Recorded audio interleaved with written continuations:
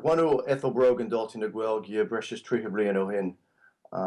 Bhí Ethel in a coní na Rubishiog in Éireann I Gundé Ardwacha ach tháinig sí go bhféideachá agus ar bá thosa sí a múna na Gaeilge just na daoine ina ceantar hain.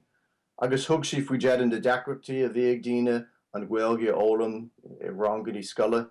So cibhrí sí ar an deis a bhí eice na Rubishiog agus I Gaeilge an Ghaelchultúr nuanáil gach samhna agus thugra sí ar an deis cíine a thabhairt den na daoine sin. So an aim a bhí eice ná clárdaí táimeideachas a chur ar siúl. Agus sin an bhfuil a dhéanam muid fós chuid is mú gan ama an bhfuil is mú a bhíon agin ná deireadh seachtain I Gaeilge cheasan ó ihe de híine go dtí tudanóna Giodaire bíon rangaí Gaeilge ann or nó.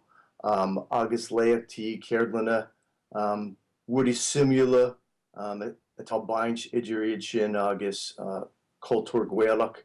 Ach an bhfuil is mú ná bíon seans ag daoine an teanga a úsáid tíomach an seomranga agus in deis sosialta, so bíon seisiún agin agus céilí agus Afran an Gaeilge le haine daoine go bhfuil simach abán.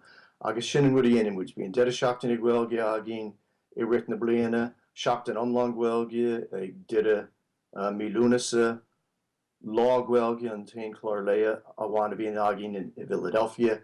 Ach I gcónaí an aim ná an Gaeilge úsáid tíomach an seomranga. I hefagiúil tá mise I uachtarán ar Daltaí na Gaeilge ach de riada is sirálathe muid uilig, so ní léon síiste ann bíon thulaimhine a co-oibriú agus ní aimhéine pie, so just thulaimhine a gobar le chéile agus mise chuid gan chlár sin.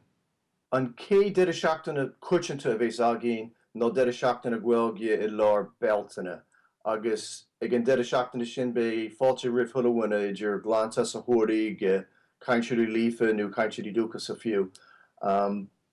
Agus chuid is mú just na clárdaí bíonn siad mar sin ach an céad ceann a bheits aginne ná deireadh seachtainna dul a bheanam an fáinne wearers ball agus tá muid maga leis an anam sin ach an bhfuil a thug Ethel faoi deada beidir cuaimhlí an déagó hin ná go a rinseá dína lífa ag an am sin agus bhí si a géad a bhfuid ar le a dhéanamh ar san na daoine sin. So taon muid go áit ar chósta Nuachtlitir dul a bheanam Ilan an tráfáda, Long Beach Island, agus sa saoda bíon na túrasúirí ann ar sprudaí agus ar siada ach san airdeach ní bhíon a méid san daoine ann, so is féidir linn geall ann ar phrais níos fearr, ní bhíonn sé plódathe agus níl an struchtúr thu dain is míonn sé ar na deireadh seachtainna eile.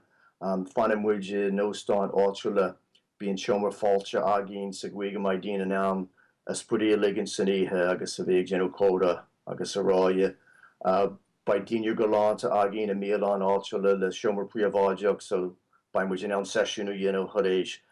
So sin an céadhfuid eile a bheits aginne, níl cad ag na tas na thuirtííocht caithfí tú a bheith lífa nó beagnach lífa agus déanann muid chularid tríd an Gaeilge.